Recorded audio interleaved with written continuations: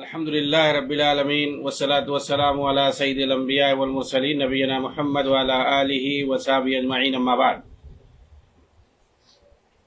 قال الله تعالى في كلامه المجيد: أعوذ بالله من الشيطان الرجيم، بسم الله الرحمن الرحيم. ما أصاب من مصيبة في الأرض ولا في أنفسكم إلا في كتاب من قبل أن نبرأها إن ذلك على الله يسير. محترم ناظرین کرام، اس سے پہلے پچھلے درس کے اندر عذاب قبر کے بارے میں، قبر کے احوال کے بارے میں باتیں ہو رہی تھیں، اور عذاب قبر کے تعلق سے کون لوگ انکار کرتے ہیں عذاب قبر کا، اور اسی طریقے سے اہل السنہ والجماعہ یعنی مسلمانوں کا کیا عقیدہ ہونا چاہیے مرنے کے بعد،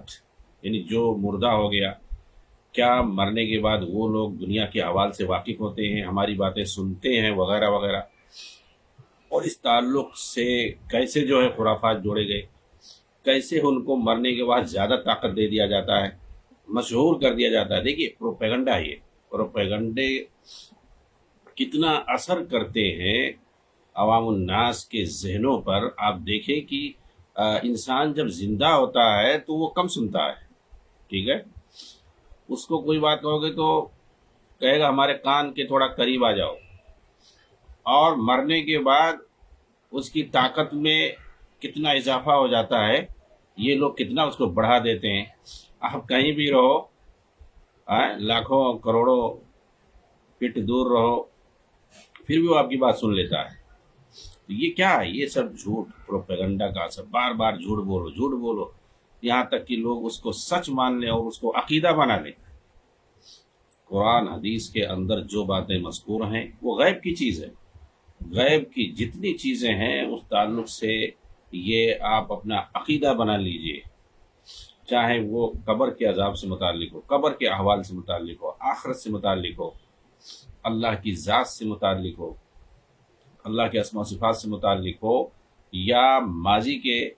واقعات سے متعلق ہو، یا مستقبل کے جو ہے احوال سے متعلق ہو. کچھ بھی ہو جس کا تعلق غیب سے ہے، ان کے بارے میں قرآن اور صحیح حدیث کے اندر جتنی خبریں آئی ہے صرف اسی پر ایمان رکھنا، اس سے کمی اور بیسی نہیں، وہ کچھ گھٹانا نہیں اور نہ کچھ بڑھانا، نہ اس میں کوئی تعویل کرنا، نہ اس کی معنی کے اندر کچھ تحریف کرنا اپنی طرف سے، ایسا اور ویسا اور کیوں اور اس لیے، یہ ساری چیزیں بالکل نہیں. آج کے درس کے اندر آگے جو ہے مصنف رحمہ اللہ تقدیر پر بحث کر رہے ہیں. ہر چیز مقدر ہے. اِنَّا كُلَّ شَيْءٍ خَلَقْنَاهُ بِقَدَرٍ، ہر چیز مقدر ہے. خود سے کوئی چیز نہیں ہوتی ہے، ازل سے، شروع سے جو کچھ ہے اور آخر تک جو کچھ ہوگا ابد تک، سب کچھ اللہ رب العالمین کو پہلے سے معلوم ہے قبل اس کے کہ وہ پیش آئے. تو یہ عقیدہ رکھنا، تقدیر پر عقیدہ رکھنا، یہ بہت ہی ضروری ہے. ایسا نہیں کہ انسان یہ خود اپنا پیدا کرتا ہے، اور یہ کہ جو ہے جب کوئی چیز پیش آ جاتی ہے پھر جو ہے اللہ کو معلوم ہوتا ہے، اور یہ کہ جو ہے جزیات کا پتہ نہیں ہے، صرف کلیات کے بارے میں پتہ ہے وغیرہ. بہت ساری جو ہے اس میں جو ہے اختلافات ہیں، اور مختلف طریقے سے اختلافات ہیں، اور تقدیر کے منکرین بھی مختلف طریقے سے پائے جاتے ہیں. تو تقدیر کے بارے میں جتنا اور جیسا قرآن کے اندر بتایا گیا ہے اس کے مطابق اس پر ایمان لانا، چاہے وہ اچھی ہو یا بری ہو، اس پر ایمان لانا ایک مومن کا فرض بنتا ہے. دیکھیے کہہ رہے ہیں کہ وَاعْلَمْ أَنَّ الشَّرَّ وَالْخَيْرَ بِقَضَاءِ اللَّهِ وَقَدْرِهِ، یہ جان لے کہ شر اور خیر،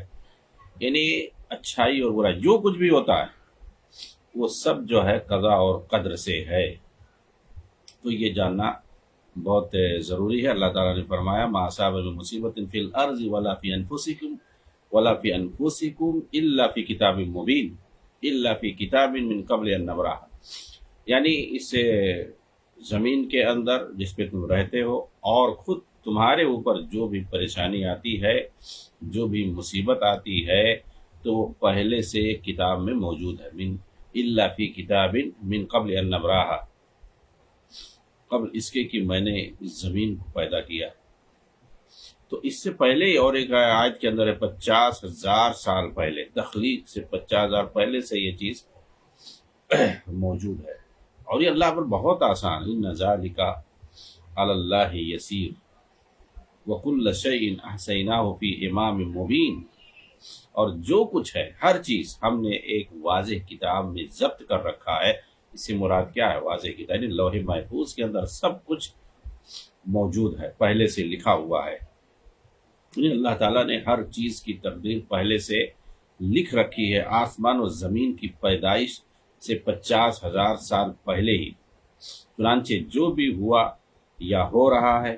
سب اللہ کے قضاء اور قدر سے ہو رہا ہے، اسی کی مشیت اور ارادے اور تقدیر سے اس کائنات میں سب کچھ ہوتا ہے۔ یہ جو تقدیر ہے، ارادہ وغیرہ، اس پر جو ہے پہلے پچھلے دروس کے اندر باتیں آ چکی ہیں، لیکن بہت پہلے کی بات ہے یہ۔ اسی سے جڑی بات میں کہہ رہے ہیں کہ یہ وَاعْلَمْ أَنَّ الْبُرُوجَ بِقَضَاءِ اللَّهِ وَقَدْرِهِ،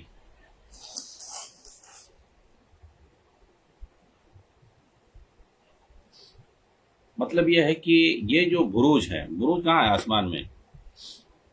بروج کی اللہ تعالیٰ نے خود جو ہے قسم کھائی ہے،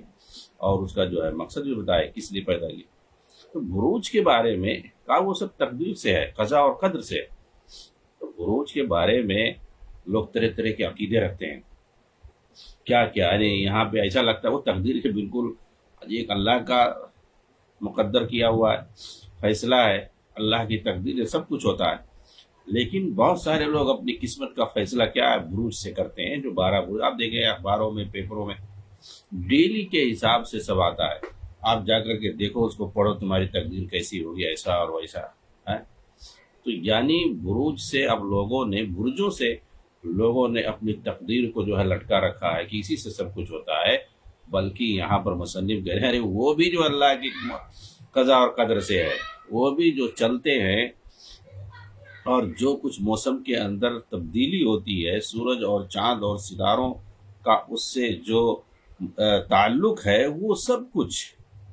کائنات کے اندر جو کچھ ہے، موسم کی تبدیلی اور کائناتی جو تبدیلیاں رونما ہوتی ہیں، وہ بھی سب اللہ کے جو ہے تقدیر سے۔ یہ ساری چیزیں کیا ہیں؟ یہ سب اسباب ہے۔ آپ دیکھیں جو ہے ایک مرتبہ اللہ کے رسول سفر میں تھے اور رات میں بارش ہوئی، تو بعض لوگوں نے کہہ دیا کہ جو ہے ان کی طرف جو ہے بارش کو نسبت کر دیا نچھتروں کی طرف، مطلب بروجوں کی طرف، اور بعض لوگوں نے، اسی کو انواع کہتے ہیں، بعض لوگوں نے جو ہے کہا کہ اللہ کے فضل سے۔ اللہ کے رسول صلی اللہ علیہ وسلم نے فرمایا کہ صبح جو ہے کچھ لوگوں نے کفر کیا، کفر کی حالت میں کچھ لوگوں نے صبح کیا، اور ایمان کی حالت میں کچھ لوگوں نے صبح کیا۔ چنانچہ جنہوں نے کہا کہ جو ہے فلاں نچھتر کی وجہ سے، فلاں برج کی وجہ سے بارش ہوئی ہے، تو انہوں نے کفر کیا ہے، اور جنہوں نے کہا کہ جو ہے اللہ کی رحمت اور اس کی فضل سے جو ہے بارش ہوئی ہے، مطرنا بفضل اللہ ورحمتہ، تو سمجھ لیجئے کہ انہوں نے ایمان پر جو ہے صبح کیا ہے۔ تو یہ آسان نہیں، یہ تقدیر پر ایمان لانا، اور بہت ساری چیزیں جو اللہ کے تقدیر اور اس کے فیصلے سے ہوتی ہیں، اب اس کو جو ہے دوسری چیز کی طرف منسوب کرنا، یہ بہت ہی خطرناک ہے۔ ایمان کے جو ہے یہ کیا ہے؟ مناقض ہے، مخالف ہے۔ اسی لیے کہہ رہے ہیں کہ بروج بھی جن سے لوگ اپنی قسمتیں جو ہے معلق رکھتے ہیں، اب دیکھیں خاص طور سے جو بدعتی ہوتے ہیں، مشرک ہوتے ہیں، کافر ہوتے ہیں، وہی لوگ جو ہے عقیدہ رکھتے ہیں، لیکن جو مسلمان ہیں، جو اصلی جو ہے ایمان والے ہیں، ان کا عقیدہ، ان کا منہج سب صحیح ہوتا ہے، وہ توحید اور سنت پر قائم ہوتے ہیں، قرآن اور حدیث کو جو ہے وہ اپنا جو ہے بنیاد بناتے ہیں ہر چیز۔ تو لیکن تو وہ جو ہے اس میں نہیں پڑتے ہیں، لیکن جو خرافات اور توہمات کا شکار ہوتے ہیں، وہی لوگ جو بدعت کی کھائیوں میں بھٹک رہے ہوتے ہیں، ہر جگہ وہ شرک کرنا شروع کر دیتے ہیں، یا فلاں یا دھماک اور کیا نام ہے کرنا شروع کر دیتے ہیں، معمولی چیزوں کو ڈرتے ہیں، جناتوں سے ڈرتے ہیں، شیطانوں سے ڈرتے ہیں، اور تو ظاہر سی بات ہے وہی لوگ اس میں پڑھتے ہیں۔ شیخ ربیع المدخلی حفظہ اللہ اس کی تشریح کر رہے ہیں کہ جو مصنف نے کہا کہ یہ بھی بروج بھی یہ جو नक्षत्र सब ہے یہ بھی قضا اور قدر سے ہے،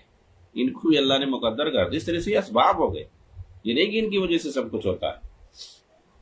ان کے تعلق سے بھی اللہ نے پہلے سے فیصلہ کیا ہوا ہے۔ کہا دراصل کیا ہے، علم کی دو صورتیں ہیں، ایک علم تاثیر ہے اور ایک علم تسعیر ہے۔ یہ جو ہے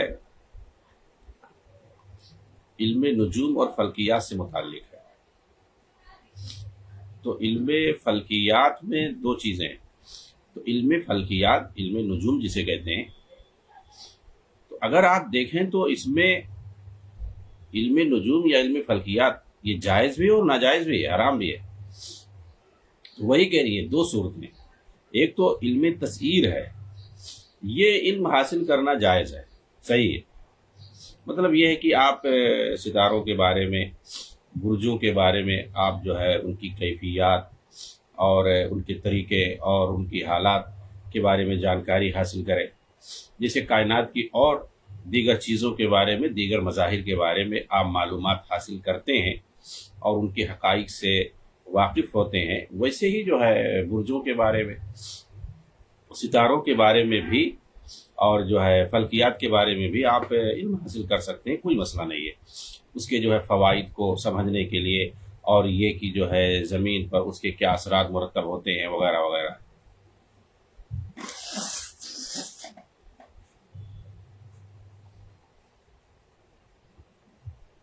جیسے کہ جو ہے فلاں ستارہ نکلتا ہے، فلاں تو موسم آتا ہے، اور یہ ستارہ فلاں جگہ ہوتا ہے، تو پھر اس کے بعد جاڑے کا گرمی کا موسم شروع ہو جاتا ہے، بہار کا موسم آتا ہے فلاں فلاں، اور سورج جو ہے یہاں سے طلوع ہوتا ہے تو اس کے بعد جو ہے فلاں موسم شروع ہو جاتا ہے وغیرہ وغیرہ، اس طریقے سے۔ تو اس میں جو ہے کوئی رد نہیں، یہ سب جانکاری حاصل کرنا، قرآن کے اندر خود اس کی جانب رہنمائی کی گئی ہے اور ستاروں کا فائدہ بتایا گیا ہے مختلف طریقوں سے، چنانچہ ایک آیت کے اندر اللہ تعالیٰ نے فرمایا وَعَلَامَاتٍ وَبِالنَّجْمِ هُمْ يَهْتَدُونَ۔ یہ جو مسافر ہیں، جو چلتے ہیں، راہ چلتے ہیں،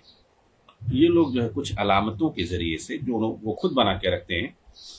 ان سے اور ستاروں سے راستہ معلوم کرتے ہیں۔ تو مسافر یعنی رات میں ستاروں کے ذریعے سے وہ راستہ طے کرتے ہیں، یعنی جو ہے سمت معلوم کرتے ہیں کہ ہم کس سمت میں چل رہے ہیں، صحرا میں، سمندر میں، کچھ معلوم نہیں رہتا ہے، تو لے دے کر کے ستارے جو ہوتے ہیں رات میں، ان کے ذریعے سے وہ معلوم کرتے ہیں، کیونکہ وہ جانتے ہیں کہ فلاں ستارہ فلاں جہت میں نکلتا ہے اور اس طرف ہم چل رہے ہیں۔ اگر بھٹک جاتے ہیں تو اپنا راستہ موڑ لیتے ہیں۔ جیسے یمن جو ہے وہاں کدھر ہے، یمن جو ہے جنوب کی طرف ہے، تو جنوب کی طرف جہاں سہیل ستارہ نکل، اب ظاہر سی بات ہے اگر جو ہے ان کو جنوب کی طرف جانا ہے تو سہیل ستارے کی طرف رخ موڑ دیں گے، اس طریقے سے۔ دوسری چیز جو ہے کچھ علامتیں ہوتی ہیں، انسان جو ہے پتھر وغیرہ لگا دیتا ہے، جگہ جگہ چلتا ہے، تو اس سے بھی ان کو اندازہ ہو جاتا ہے۔ تو کہتے ہیں کہ ان کے ذریعے جو موسموں کا بھی پتہ چلتا ہے، نماز، اوقات نماز کا پتہ چلتا ہے، قبلہ اور دوسرے جہاد کا پتہ لگایا جاتا ہے۔ امام کیا نام ہے قتادہ رحمہ اللہ کہتے ہیں یہی جو ہے ستاروں کے بارے میں جو اللہ تعالیٰ نے فرمایا ہے کہ ستاروں کے ذریعے سے وہ راستہ معلوم کرتے، تو اس کے اور بہت سارے فوائد ہیں ستاروں کے۔ چنانچہ کہتے ہیں خلق اللہ هذه النجوم لثلاث جعلها زینۃ للسماء، اللہ تعالیٰ نے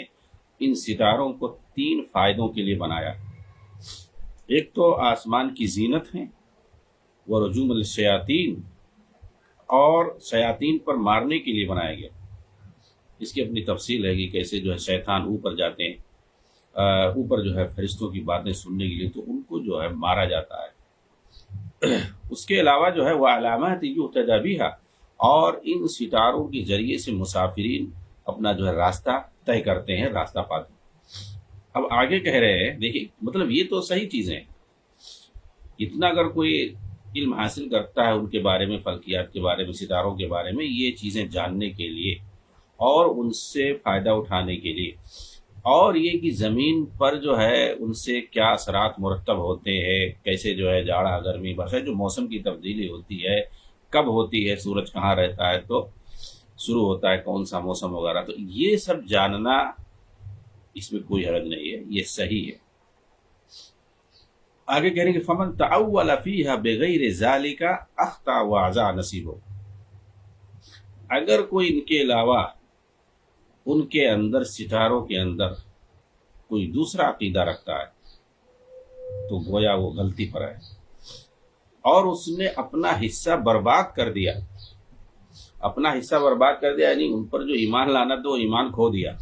یہ مراد ہے۔ وہ تکلف ما لا علم له به،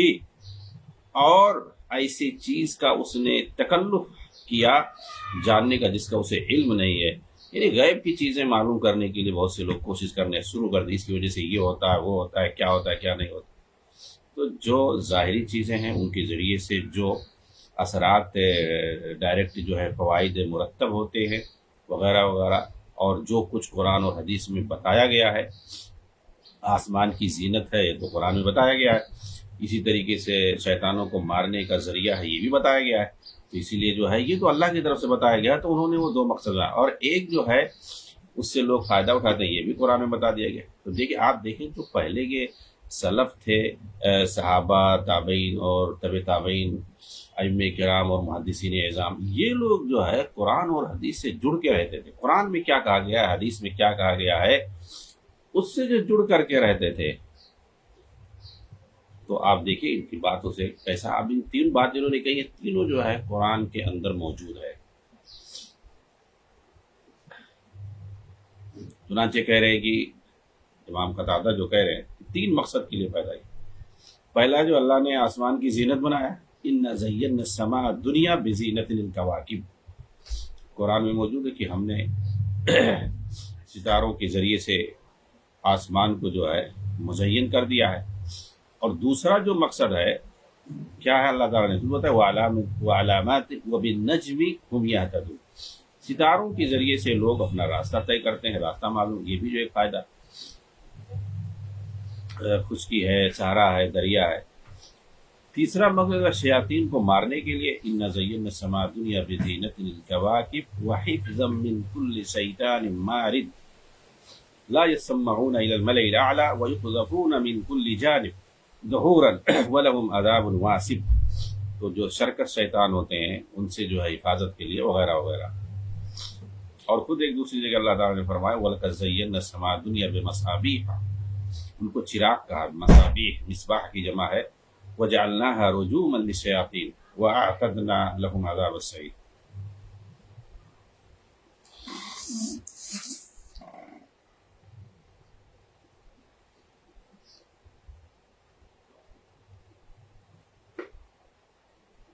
تو یہ جو ہے جو فوائد قرآن حدیث میں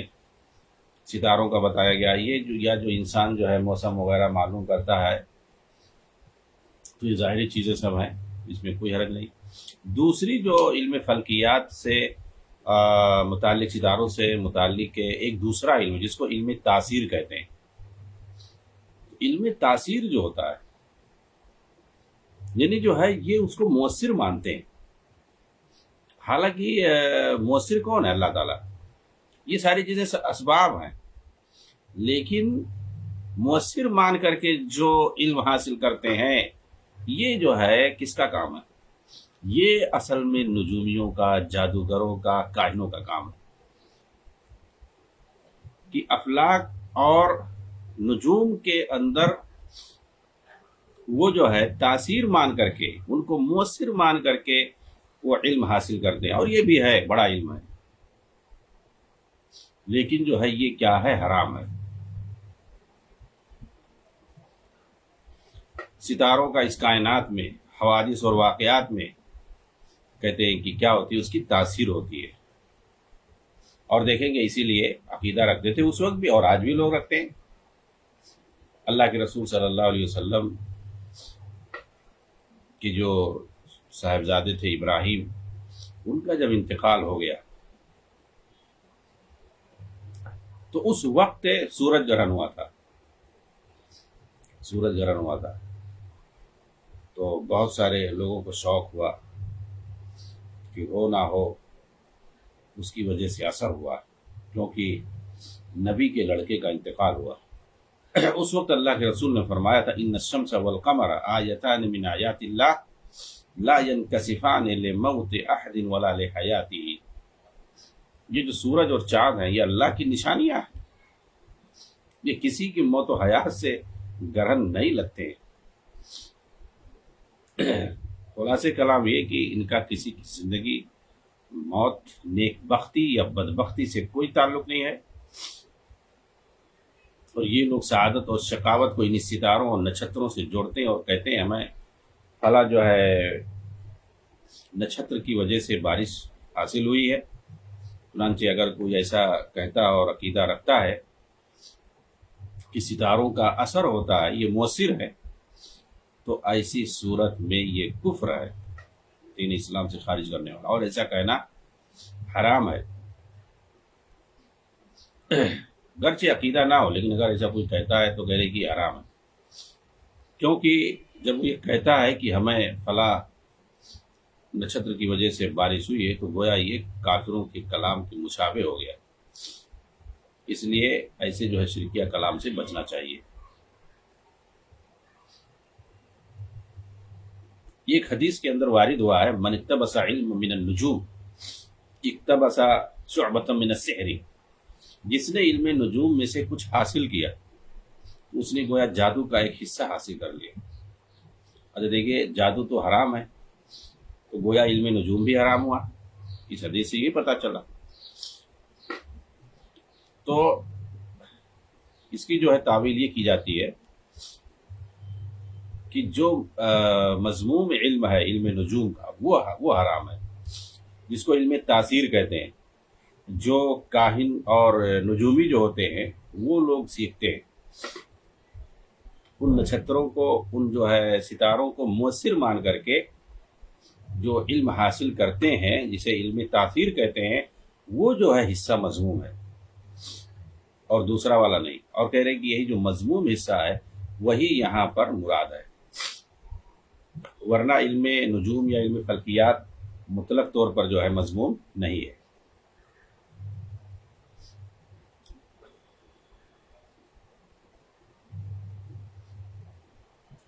اس کے بعد مصنف رحمہ اللہ نے علم کلام پر بحث کی ہے۔ بہت سارے لوگوں نے منطق اور فلسفہ آنے کی وجہ سے، علم کلام آنے کی وجہ سے، یونانی منطق آنے کی وجہ سے عقیدے اور منہج میں فلسفیانہ گفتگو کرنا شروع کر دیا، اور بہت سارے لوگ بھٹک گئے،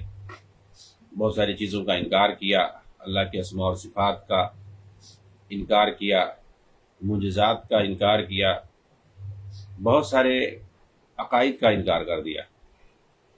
اس وقت جو ہے جہمیہ پیدا ہوئے، معتزلہ پیدا ہوئے، کرامیہ پیدا ہوئے، وغیرہ وغیرہ۔ تو اللہ تعالیٰ اپنے بندوں سے جب چاہتا ہے کلام کرتا ہے، خاص طور سے انبیاء کرام سے، فرشتوں سے، اور اللہ تعالیٰ ہمیشہ جو ہے کلام پر قادر ہے، اور یہ جو آسمانی سب کتابیں ہیں، خاص طور سے قرآن پاک، وہ سب کیا ہے؟ اللہ کا کلام ہے، وغیرہ وغیرہ۔ اس پر جو ہے آگے جو ہے مصنف رحمہ اللہ نے بحث کی ہے، انشاءاللہ اگلے دروس میں اسی پر ہماری بات ہوگی۔ والسلام علیکم ورحمۃ اللہ وبرکاتہ۔